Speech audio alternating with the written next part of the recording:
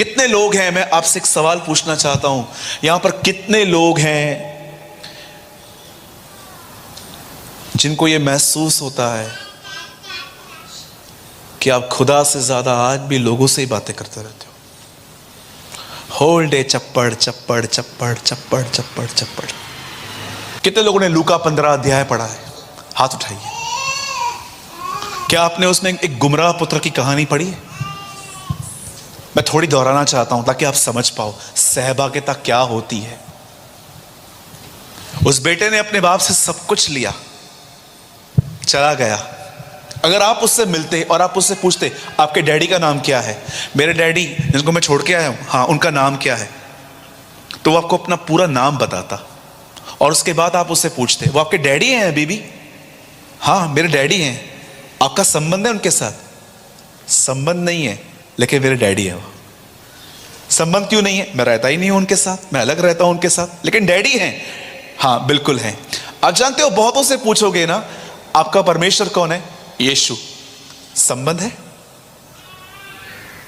संबंध नहीं है। हाँ वो मेरा बाप है, बस संबंध नहीं है। क्यों? क्योंकि संबंध जो है वो सहभागिता की मांग करता है। एक यहूदी को यह बात पता होती है, यिर्मयाह नबी की किताब में लिखा गया है, अगर तुम बंधुआई में भी चले जाओ तो यरूशलेम के लिए प्रार्थना करना कभी न छोड़ना। दानियल हमेशा अपने घर की खिड़की खोलकर यरूशलेम के लिए प्रार्थना करता था 3 बार दिन में, कि वो जानता था कि वो एक यहूदी है और उसे यरूशलेम की शांति के लिए हमेशा प्रार्थना करनी चाहिए। दानियल वो जानता था कि सहभागिता में संबंध है। अगर आप सच में चाहते हो कि आने वाले दिनों में परमेश्वर के साथ आपका एक संबंध हो, तो मैं आप में से हर एक को एक बात बताना चाहता हूं। आप में से जितने भी लोग हैं, लोगों से कम खुदा से अधिक बात करो। कभी आपने इस चीज को जाना? लोगों से आधा घंटा, पौना घंटा, 1 घंटा बात करना कितना आसान है, पर खुदा के साथ कमरे में 15-20 मिनट बात करना कठिन क्यों है? Why it's so hard? मैं अपने कलीसिया में वर्शिप टीम को हमेशा कहता हूं, जो गीत आपने पर्सनली नहीं गाया है वो गीत कभी स्टेज पे गाने की कोशिश मत करना। ट्रस्ट मी, जो गीत आपने कभी पर्सनली प्रभु के साथ नहीं गाए। आपको पता है कितने लोग आजकल इन दिनों में वर्शिप कितनी प्रैक्टिस करते हैं? मैं कहता हूं रियल प्रैक्टिस ये नहीं है, रियल प्रैक्टिस है अकेले में खुदा के लिए गाना। That's practice. संबंध सहभागिता की मांग करता है। अगर मैं इस बहन की कंप्लेन इस बहन से कर दूं, तो जानते हो प्रभु क्या कहेगा? तू कंप्लेन कर रहा है। आप जानते हो लोगों की शिकायत लोगों से करना कंप्लेन है, पर लोगों की शिकायत खुदा से करना प्रेयर है। आप में से कितने लोगों ने यह लर्न किया? हमारी बेचारी मार्था जो सिस्टर है ना, बड़ी बदनाम है कलीसियाओं में। सब लोग मार्था में से माइनस पॉइंट निकाल के प्रचार करते हैं, मार्था ऐसे कर रही थी, मार्था ऐसे। मैं मार्था में से आपको एक बहुत अच्छी चीज बताऊं। जब उसको मरियम से प्रॉब्लम था तो कहां गई? यीशु के पास। क्या वो किसी और के पास गई? राइट पर्सन के पास गई, जो उसको समझा सकता था। उसने अपनी खड़े बाजू वाली सिस्टर को नहीं कहा, देख रहे हो ये हमेशा ऐसे करती है, खुदा इसका लेखा लेगा। वो हमेशा वो सीधा राइट पर्सन के पास गई। अगर आपको अपने चर्च में किसी से दिक्कत है तो आपको किसके पास जाना चाहिए? पास्टर के पास। लेकिन सोचो अगर आप घर घर जाते हो तो। जब यीशु बहुत छोटे थे ना, मैं एबी की, जैसे पास्टर जी का लड़का है एबी, जब यीशु इतना छोटा था ना, बहुत छोटा, एक्चुअली सिर्फ 8 दिन का था। आप में से कितने लोग ये बात जानते हैं किसी ने यीशु के लिए भी भविष्यवाणी की थी? Do you know? शिमोन नामक एक व्यक्ति था, उससे जानते हैं यीशु के लिए क्या भविष्यवाणी की थी? इस बालक की वजह से बहुतों के गुप्त विचार प्रकट हो जाएंगे। Because of this boy, the thoughts will many will exposed. बहुत सारे कई बार परमेश्वर आपके लाइफ में कुछ ऐसा होने देता है ताकि आपको आप पे प्रकट करे कि आप कौन हो। Trust me. तो मेरे भाइयों, मेरी बहनों, मैं आपको सिर्फ इस सेकंड सेशन में थोड़ा काउंसलिंग देना चाह रहा हूं कि परमेश्वर के साथ जो है अधिक से अधिक बात करो, आप सामर्थी हो जाओगे। ट्रस्ट मी, आप इतने मजबूत हो जाओगे, इतने ताकतवर हो जाओगे। मैं आपको सच कहता हूं, आपके पहुंचने से पहले लोग चंगे हो जाएंगे।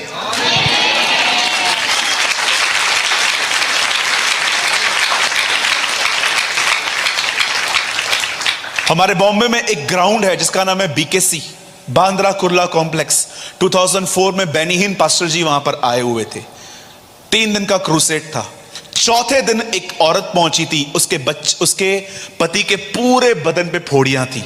जब चौथे दिन वो वहां पर आई, लोग तंबू बांध रहे थे और उसने पूछा आज मीटिंग नहीं है? बोला कल पूरी हो गई। तो जानते उस बहन ने क्या किया? अपने पति को नीचे उतारा, उस जमीन पे रखा, उसका पति चंगा हो गया। और मैं आपको बताना चाहता हूं, जब ये बात बेनिहिन को पता चली, बेनिहिन ने कहा मैं वहां से चला गया था पर परमेश्वर की सामर्थ वहीं थी। The power of God was there. मैं आपको सच कहता हूं, आप बिलीव करें या न करें, अगर आप एक ऐसे व्यक्ति हैं जो खुदा से अधिक बातें करते हैं, जिस कमरे में आप प्रार्थना करते हैं ना, उस कमरे में आने से लोग चंगे हो जाएंगे, सिर्फ व्यक्ति से। कैथरीन कुलमिन सिर्फ खड़े होकर ऐसा कहती थी, स्वामी यही है, मास्टर इज हियर। लोग पहिएदार कुर्सियों पे से खड़े हो जाते थे। ट्रस्ट मी,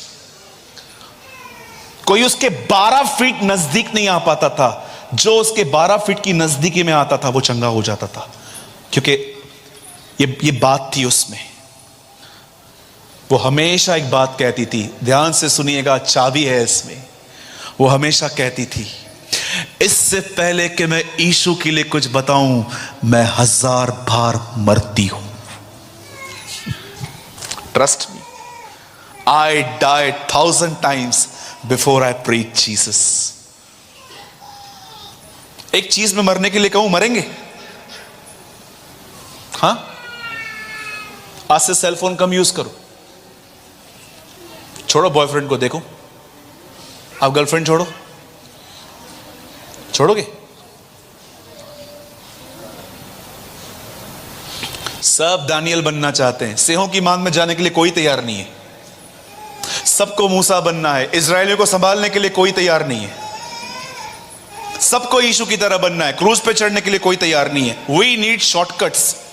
कभी कभी आपने देखा होगा, किसी जिम के बाहर लोग ऐसे पुतला लगाते हैं। ऐसा आपने देखा है कभी जिम के बाहर कि आ जाओ यहां पर और हम आपको बना देंगे? ये ऑटोमेटिकली नहीं होता। शॉर्टकट्स बंद कीजिए, हाथ रख दो, पैर रख दो, पूरे आ जाओ, कुछ नहीं होगा। अनॉइंटिंग को ढूंढना पड़ता है, अभिषेक को खोजना पड़ता है। यीशु के पीछे ये कबूतर ऐसे ही यर्दन पे नहीं आया, 30 साल वो पिता के साथ बना रहा था। याद रखिएगा, अगर आप अपने पास्टर की कोई चीज लर्न करना चाहते हैं तो एक चीज लर्न करो कि उनके ऊपर वह अभिषेक कैसे आया। एलिशा एलिया के पीछे नहीं था, एलिशा एलिया के अभिषेक के पीछे था। I want this type of anointing. मुझे कई लोग बोलते हैं, brother I am your fan. मैंने बोलता हूं ये फैन पड़ा है, ले जा, ये फैन ले जा, चल। क्या होगा किसका फैन बन के, क्या करोगे?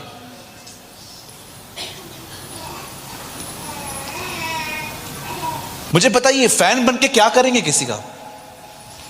मुझे रत्ती भर खुशी नहीं होती है जब मुझे लोग बोलते हैं, क्या प्रचार किया ब्रदर, जबरदस्त, प्रेमानी ब्रदर आ रहे हैं, क्या प्रचार। आपको मैं सच कहता हूं, मुझे रत्ती भर खुशी नहीं मिलती है। प्रचार तो वो होता है कि जब लोग प्रचार के बाद ये न कहें क्या प्रचार था, वो ये कहें क्या हमारा खुदा है। प्रचार वो होता है।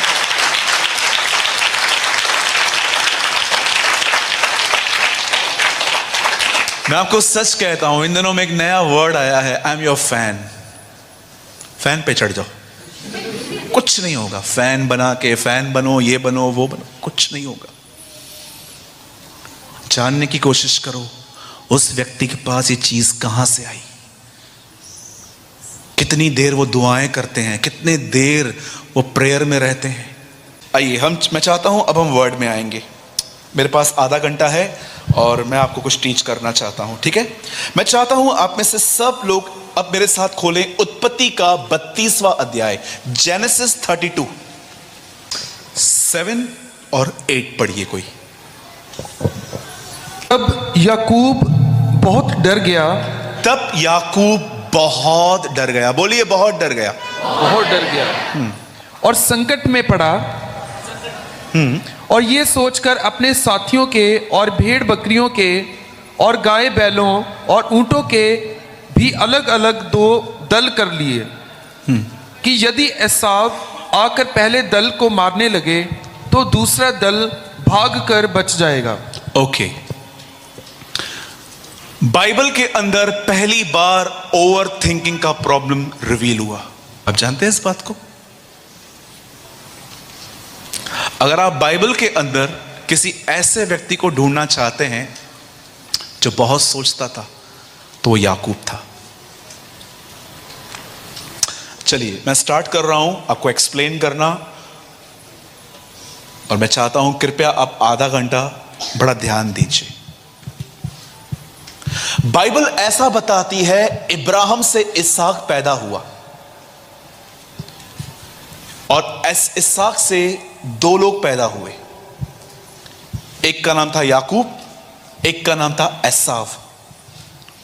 और बाइबल ऐसा बताती है, बाइबल साफ कहती है, याकूब नाम का मतलब होता है ग्रैबर। ग्रैबर का मतलब होता है अगर आपने उसे नहीं दिया तो वो आपसे छीन लेगा। एक और हिंदी वर्ड आता है चोर, लुटेरा। ये सब याकूब नाम के अर्थ हैं। मैं आपको बताना चाहता हूं, जब रिबेका ट्विंस लेके चल रही थी, 2 जातियां थी, 2 जुड़वा थे। आप जानते हो ये लोग अपने आप में लड़ते थे आपस में। इसे कहते हैं बॉर्न फाइटर, जन्म से लड़ाकू। याकूब उसे मारता था क्योंकि याकूब को पहले निकलना था। मैं आप में से हर एक को बताना चाहता हूं, हर जगह पर प्रॉब्लम वही लोग क्रिएट करते हैं जिनको बड़ा बनना है। जिनको छोटा बनना रहता है ना, वो कभी आपको प्रॉब्लम क्रिएट नहीं करेंगे। जिनको बड़ा बनना है ना, वो हमेशा प्रॉब्लम क्रिएट करेंगे। इसीलिए यीशु ने एक नया फॉर्मूला रखा, जो बड़ा बनना चाहता है वो छोटा बने पहले। अगर आप छोटे बन के बड़े नहीं हुए हैं तो आपके बड़प्पन में हमेशा आपको दिक्कतें आएंगी। लेकिन अगर आप छोटे बन के बड़े हुए हैं, आप नीचे आए हैं। आप देखिए फिलिप्पियों में लिखा गया है, यीशु खुदा की समानता में था पर वो मनुष्य बना, मनुष्य के बाद नौकर बना, और लास्ट में कुकर्मी के नाई बाइबल बताती है वो क्रूस पे मरा। यीशु को देखिए, वो हर तरह से डिक्लाइन हुआ, नीचे आया। कई जगहों पे अगर आप पूछेंगे कि उसका नाम क्या है तो कहेंगे जगत की ज्योति, जीवन की रोटी, मार्ग, सत्य, जीवन। पर मैं आपको बताऊं, यीशु ने कभी भी अपने ये नाम ज्यादा प्रोक्लेम नहीं किए थे। यीशु ने हमेशा अपना एक नाम बहुत ज्यादा प्रचार किया, वो था मनुष्य का पुत्र, सन ऑफ मैन। जानते हो इंग्लिश वर्जन्स में क्या लिखा गया है? Ordinary man. मैं एक साधारण व्यक्ति हूं। हम भी जानते हैं, आप भी जानते हो, सब जानते हैं वो ऑर्डिनरी नहीं था। यहां पर उसकी सच्ची अमीरी दिखती है। अमीर वो नहीं है जिसके पास बहुत पैसा, गाड़ियां और बंगलोस हैं। अमीर वो है जिसके पास ये सब कुछ है पर इस पे घमंड नहीं है। They are the true real rich people, जिनको घमंड नहीं है। आजकल कई बहनों से, भाइयों से पूछो, और कैसे हो? मेरे बच्चे कनाडा में पढ़ते हैं। तेरे से पूछा मैंने? यहां पर मैंने जगह ली है, यहां पर, यहां। क्यों बताते हैं आप? कोई पूछता है? आपको लगता है बुद्धिमान हो, आप मूर्खताएं कर रहे हैं। ये देख रहे हो, ये घर, ये पहले इतना था। अरे ओ नबूकनेस्सर, क्यों बता रहा है? बहुत सारे जो लोग होते हैं ना, आप देखिए, उनसे आप पूछो भी नहीं, अपनी सफलताओं के बारे में बताते रहेंगे।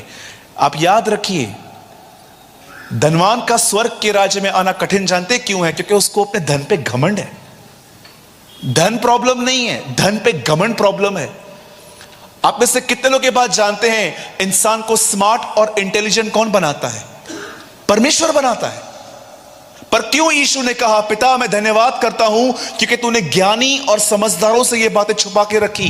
क्या प्रॉब्लम है? प्रभु, ज्ञानी और समझदार भी तो आपने ही बनाया है। यस, मैंने बनाया है, लेकिन मैंने उन पे घमंड नहीं दिया था तुझे।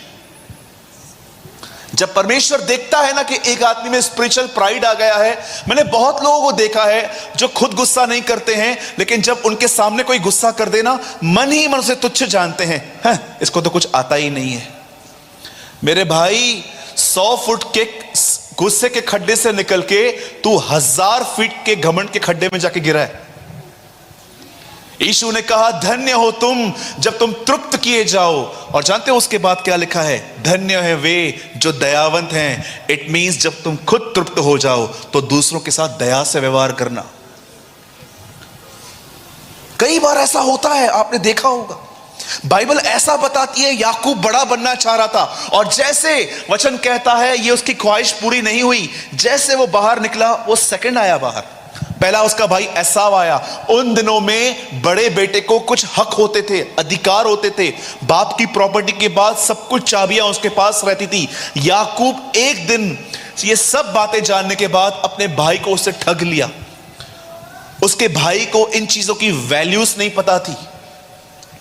और बाइबल बताती है, एक दिन ऐसा हुआ कि एसाव बड़ा भूखा प्यासा घर पे आया, और याकूब ने उससे कहा, मैंने कुछ बनाया है, यू वॉन्ट टू ईट? तेरे चाहिए खाने के लिए? बोलता है, हां मुझे चाहिए। अपने पहलोटेपन का अधिकार मुझे दे दे। और बाइबल ऐसा बताती है, listen to me very carefully, अगर बाइबल के अंदर ऐसे 2 लोग अगर आपको मैं ढूंढने के लिए कहूं कि ढूंढो किन्हें पश्चाताप करने का मौका नहीं मिला, तो मैं आपको बताना चाहता हूं, एक है शैतान और दूसरा है एसाव। इन दोनों को कभी पश्चाताप करने का मौका नहीं मिला। यूहन्ना नाम की इंजील में यीशु कहता है, इस संसार का शासक दोषी ठहराया गया है। आप जानते हो, एक शैतान ही है जिसके लिए प्रभु ने कहा वो दोषी ठहर चुका है। दैट्स इट, खत्म। और एक दूसरा व्यक्ति है जिसे बाइबल बताती है एसाव। आंसू बहाने पर भी वचन कहता है उसको मन फिराव का मौका नहीं मिला। सारी बाइबल में यह बात लिखी गई है, मैंने एसाव को अप्रिय जाना, अनलव्ड। इंग्लिश में लिखा गया है अनलव्ड, एक ऐसा व्यक्ति जिससे प्रेम नहीं किया जा सकता। वचन कहता है जब एसाव ने अपना पहलोठापन उसको दे दिया, याकूब को पता था कल न परसों इसकी आंखें खुलेंगी और ये मुझ पे मारेगा। और जानते हो, इस घर के अंदर इतने कंफ्यूजन हैं। आप देखिए, इसहाक को पसंद है एसाव, रिबेका को पसंद है याकूब। आप जानते हैं, अपने घर के माहौल को खराब करने का सबसे अच्छा तरीका रहता है पक्षपात करना। पक्षपात, पार्शियलिटी। मैंने बहुत सारे घरों में देखा है, पार्शियलिटी बहुत होती है। इवन कलीसियाओं में भी देखा है। अमीर को बहुत अच्छी जगह मिलती है, गरीब सड़ता रहता है। पढ़े लिखे लोग पढ़े लिखों से ही बात करते हैं कलीसिया में, इलिटरेट लोगों से बात नहीं करते। सुना है ना आपने, इब्राहिम, इसहाक और याकूब का परमेश्वर। कितने लोगों ने यशाया में यह सुना है, अनाथ, विधवाएं और परदेशियों का परमेश्वर, the god of widows, orphans and foreigners. कई बार मैंने देखा है हमारे बॉम्बे में, जब बेचारे बाहर से लोग आते हैं ना, यूपी से, गरीबी में बेचारे जॉब करने के लिए आते हैं, उनके साथ इतना गंदा व्यवहार करते हैं, ठगते हैं। 50 रुपए का वो रिचार्ज करवाने के लिए जाते हैं, उनको 20 रुपए का बैलेंस डाल के उनको बोलते हैं हो गया। याद रखिएगा, अगर कोई आपसे कम लाइफस्टाइल जीता है और अगर आप उसके साथ गलत कर रहे हो, तो मैं आपको बताना चाहता हूं, यह आपको भारी पड़ सकता है।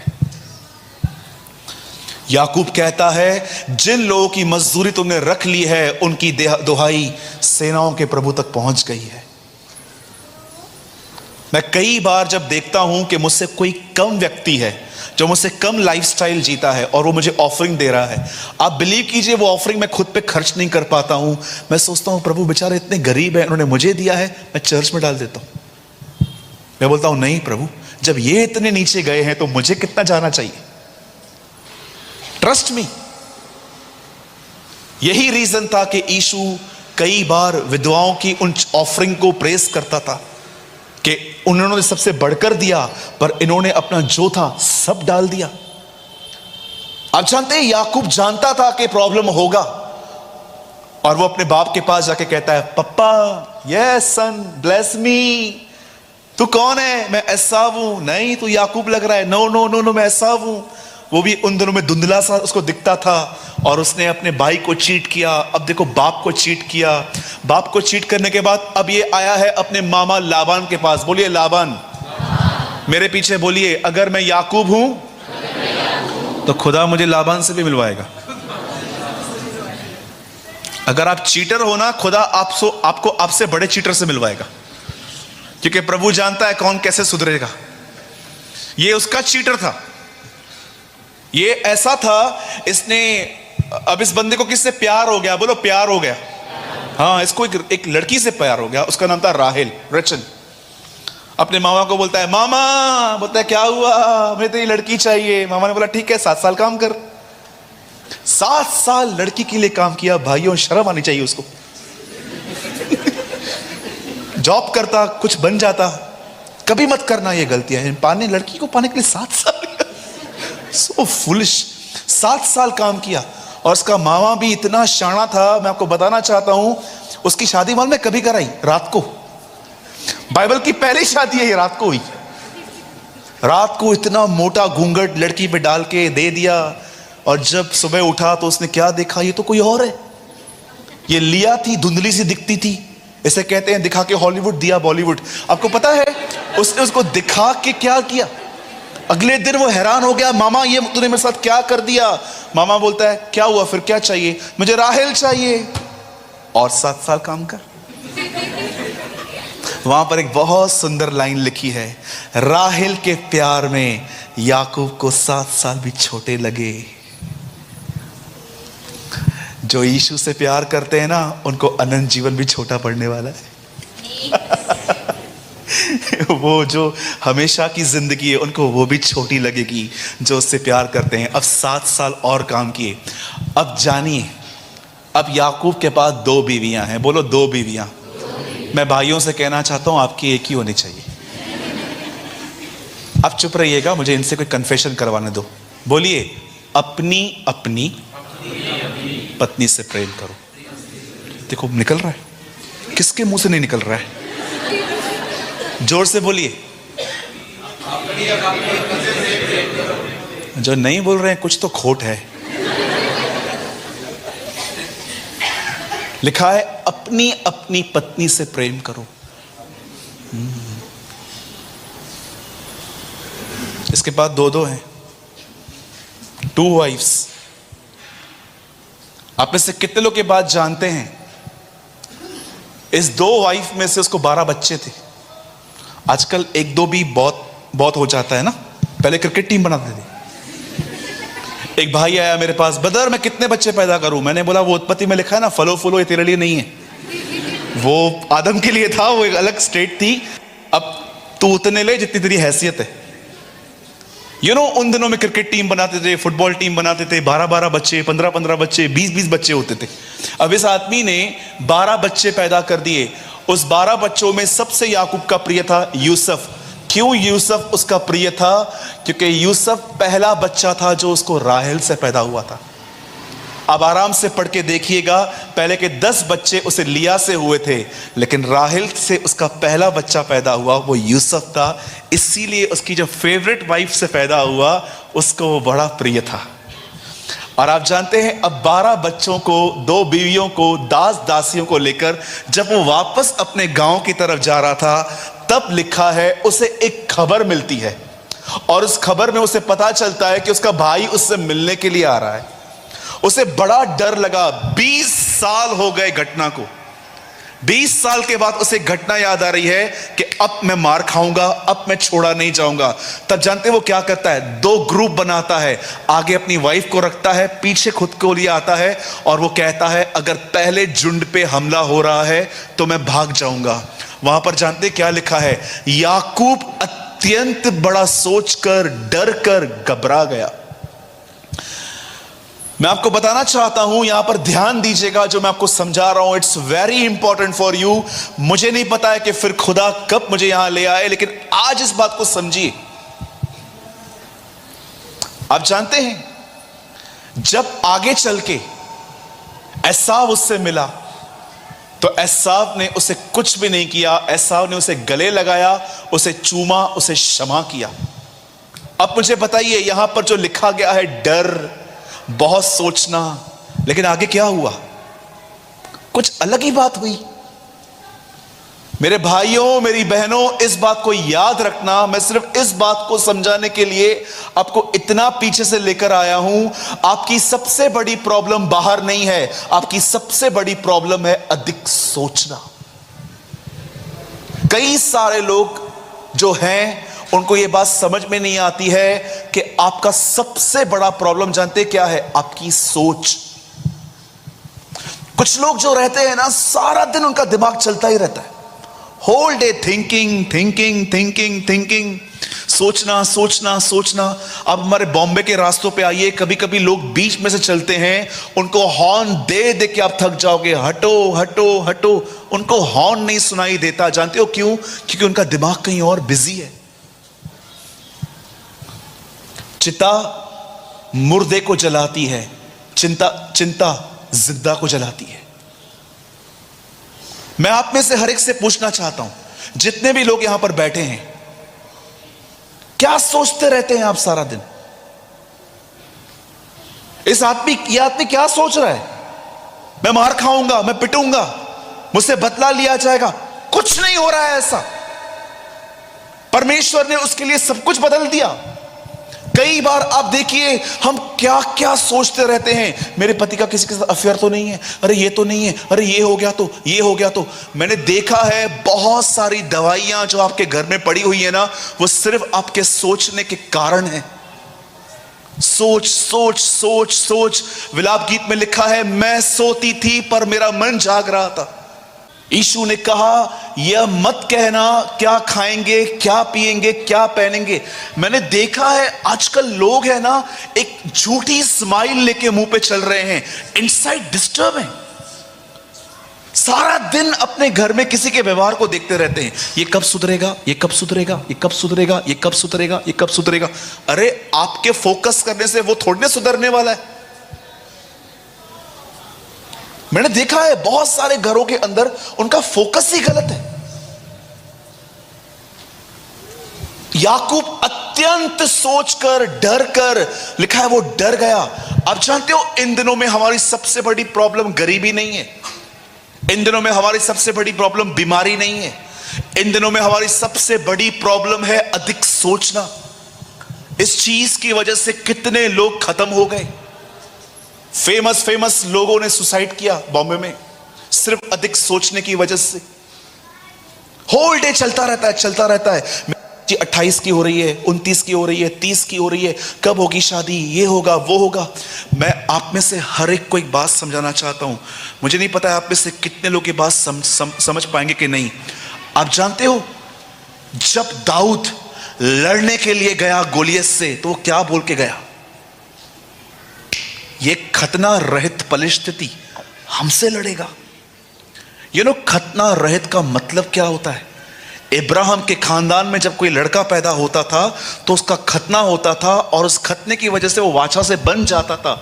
वो कहता है ये खतना रहित, इसके साथ कोई वाचा ही नहीं है, और ये हमसे लड़ेगा जिसके साथ वाचा बंधी हुई है। दाऊद अपने बलबूते पे नहीं गया लड़ने के लिए, दाऊद वाचा के बल पे लड़ने के लिए गया कि हम जानते हैं कि खुदा हमारे साथ है।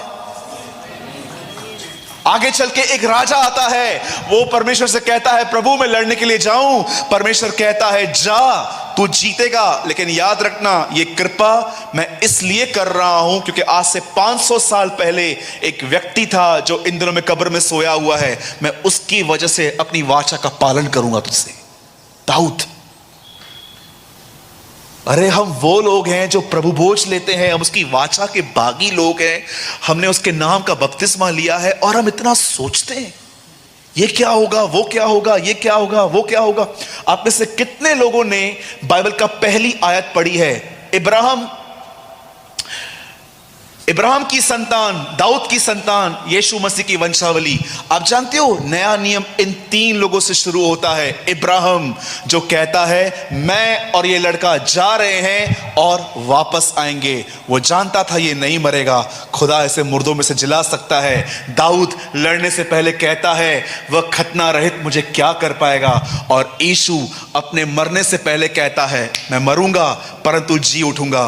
बाइबल ऐसे लोगों से शुरुआत होती है जो विश्वास से जीते थे। They live by faith.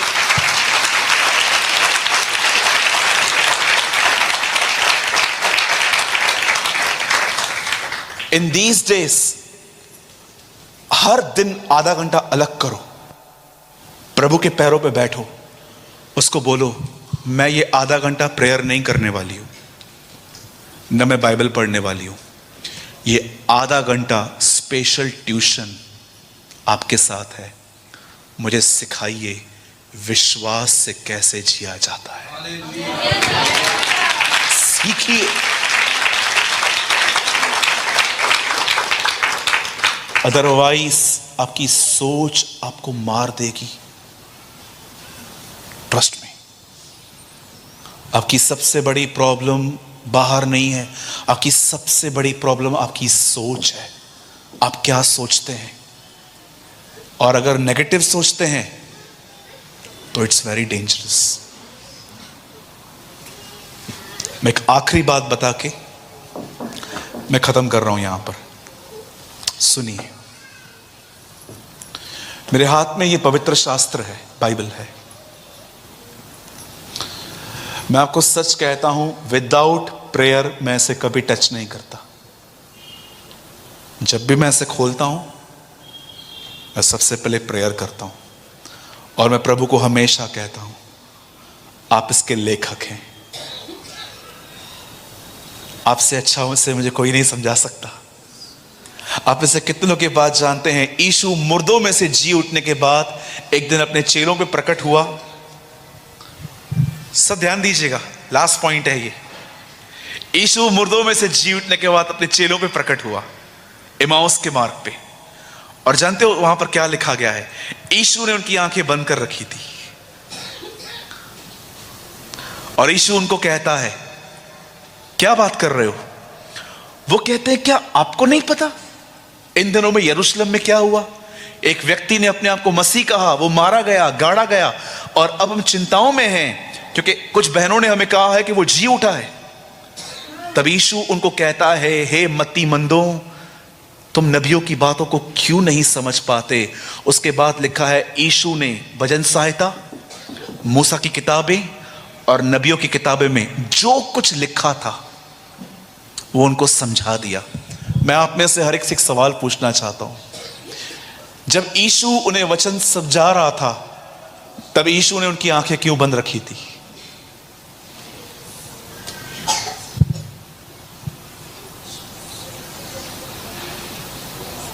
जब यीशु उनको वचन समझा रहा था तब यीशु ने उनकी आंखें क्यों बंद रखी थी? यीशु चाहता था लोग उसे सामने देखने से अधिक उसके वचन में देखें। आपको पता है, अगर इस मंच पे अगर कोई यहां पर खड़े होकर कहे आखिरी रात मैं यीशु से मिला, आप बोलेंगे वाह, प्रेज द लॉर्ड, ये आदमी यीशु से मिला। लेकिन एक दूसरा भाई भी आए और आके कहे मैं कभी यीशु से नहीं मिला हूं, लेकिन जो उसके वचन में लिखा है मैं उसका पालन करता हूं, आपको लगेगा ये इतना आत्मिक नहीं है। जानते यीशु ने थोमा से क्या कहा? तूने मुझे देखकर विश्वास किया, पर धन्य है वह जो बगैर देखे मुझ पे विश्वास करता है।